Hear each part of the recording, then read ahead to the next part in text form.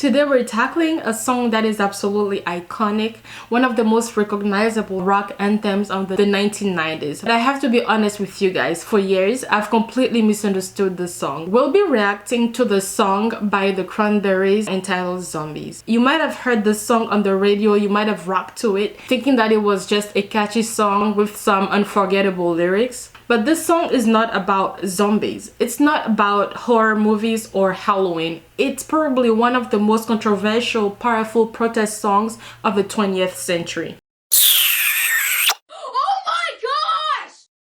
What's good, everybody? Thank you so much for joining me today on my channel. If you're into reaction videos, music history, well, this is the channel for you. So do not forget to go ahead, hit that like and subscribe button so YouTube can keep suggesting to you content like mine. Zombies by the Cranberries was written by the extraordinary singer Dolores O'Riordan. She was the lead singer of the Cranberries. She wrote the song in response to a real event that happened in 1993 and that shook her to her core. Now, on March 1993, two IRA bombs hidden in litter bins exploded in a shopping center in Warrington, England. The bombs killed two boys. 3-year-old Johnathan Ball died on the scene and 12-year-old Tim Parry died 5 days later from his injuries. 60 other people were wounded in the attack. Dolores and her band were on tour in the UK at the time when this happened. It's about the senseless violence, the innocent victims and the zombies, the people who mindlessly follow ideologies without really thinking about the people that are dying, without questioning the human cost. So let's go ahead and listen to Zombies by the Cranberries.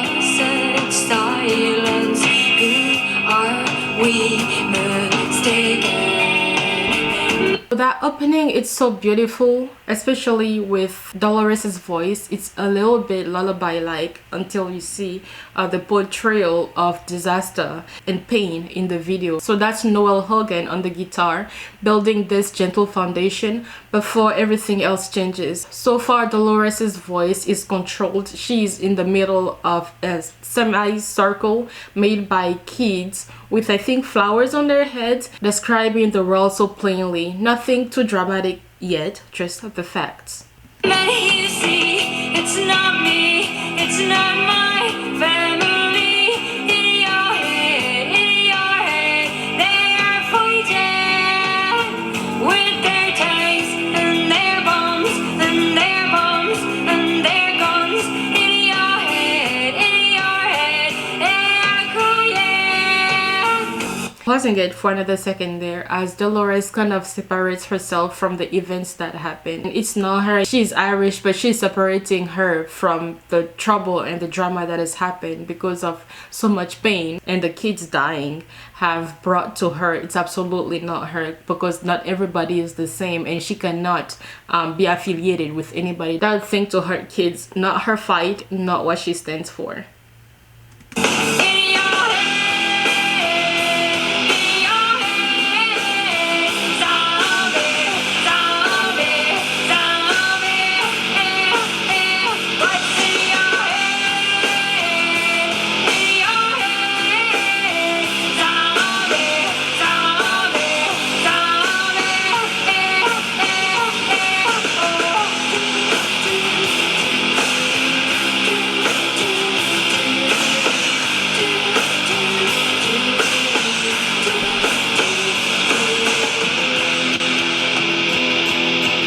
That's the shift that we're talking about, the disaster, and when her voice comes in like that, like with rage, as she's saying it's in your head. This is intentional anger, the sound of frustration and grief, the sound that one makes in disaster, especially when one does not know where to hide and where else to shout. It's a song that bears a lot of controversy, and we're gonna talk a little bit more about that at the end of the song.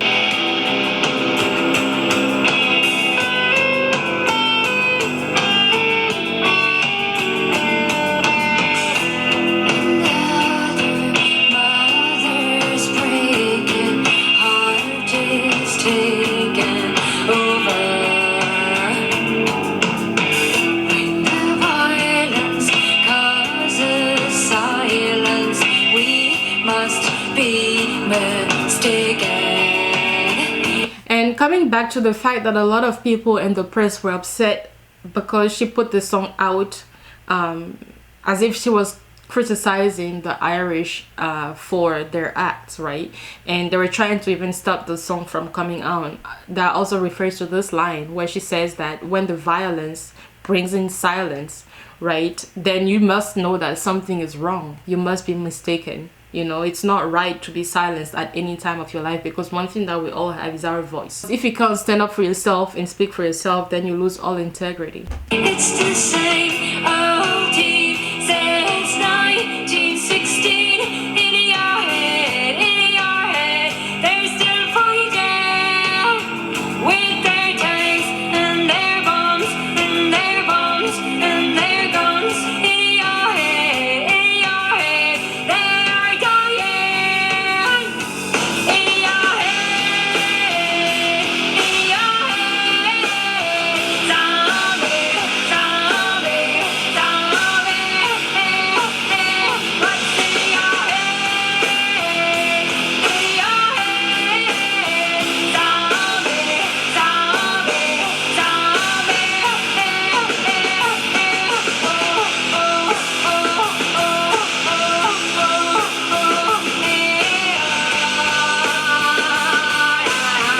You know, with the kids like that surrounding her and people with guns and arms, and especially like the horror in their eyes, and her saying it's in your head, zombie, zombie, like you are boxed up in your head, not thinking outside of your mind about this war that started from 1916, and we're still talking about it decades later, and people are still dying just because you refuse to think for yourself and you refuse to understand for yourself, and to realize that a lot of lives, a lot of children are being killed in the name of war. Covered in gold paint and standing in front of the cross, she looks really striking, something like a statue or something sacred, like a memorial. But the way she sings zombie, it's like that yodel, you know, the yodel type of singing. She has that in her voice. It's like a cry, and that's become, I think, her signature as an artist, and that's what making the song so special, because it's like she's crying zombies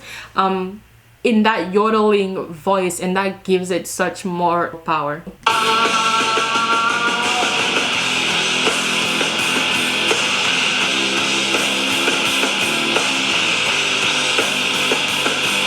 That's a sacrifice.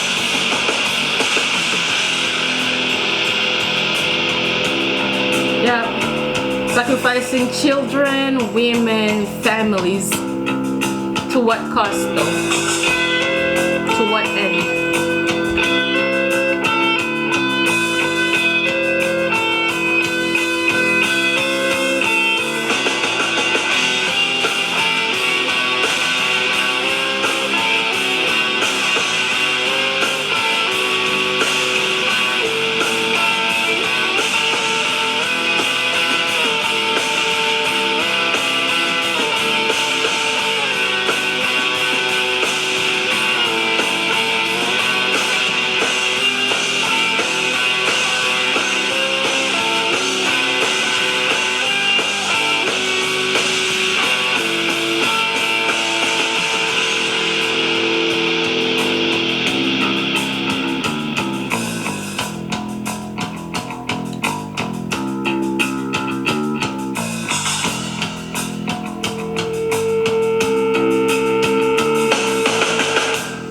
that's it for Zombie by the Cranberries. I literally need a moment to like let that all simmer for a second. It's crazy how this song has been in my ears for decades, but I never really heard it until now. So let's go ahead and unpack a little bit. So the lead singer, Dolores O'Riordan, was born in 1971 in Limerick, and she was the youngest of 7 children. It is said that even before she could talk, she was already singing. She was a real talented child. In 1990, when she was 18, she heard that a local band, which is the Cranberries, were looking for a singer, so she went ahead and auditioned. That's how she got the part. By her early 20s, she was already on the cover of the Rolling Stone magazine. She was painfully shy. She spent many of her early performances just staring at her shoes, terrified of eye contact, because she had had a lot of tragedy happening to her in her life. So in 1993, the Cranberries were on tour in England when the IRA had been conducting bombing campaigns for decades as part of Troubles. On March 20, 2 bombs hidden in litter bins exploded. 3-year-old Johnathan Ball died immediately from fragmentation wounds, and 12-year-old Tim Parry died 5 days later due to his injuries. Having been in London on tour at the time, Dolores wrote the song subconsciously at first, then used her acoustic guitar to pen it down later. The chorus allegedly came to her fairly quickly, and then she presented it to the group.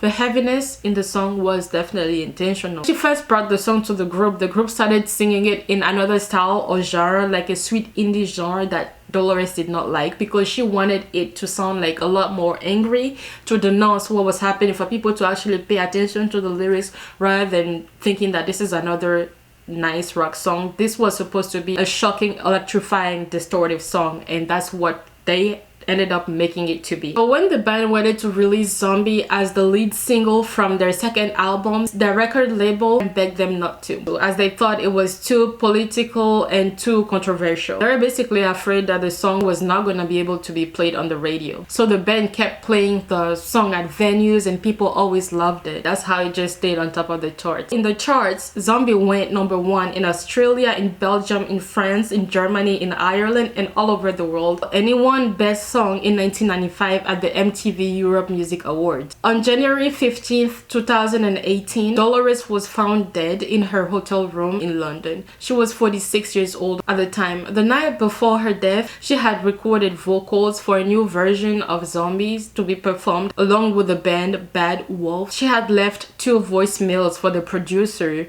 after midnight, then she was found dead 9 hours later. Dolores had bipolar disorder, and she also struggled with a lot of pressure of fame and childhood abuse throughout her life, but she remained, as one journalist put it, a very individual presence full of charm, of cheeky humor, who lived for her children and her family. So that's it, guys, for my reaction video to Zombies by the Cranberries. You guys let me know what this song reminded you of. Did you know all this backstory about the song? Did you get the point of resilience in the song? Do you get the point of it being very primordial and important for people to be able to stand up and speak for their rights and themselves? Let me know how you felt about this reaction video down in the comment section. And if you want to continue vibing with me and travel the world discovering music, please, if you have not done so yet, don't forget to go ahead, hit that like and subscribe button so we can vibe together on the next song.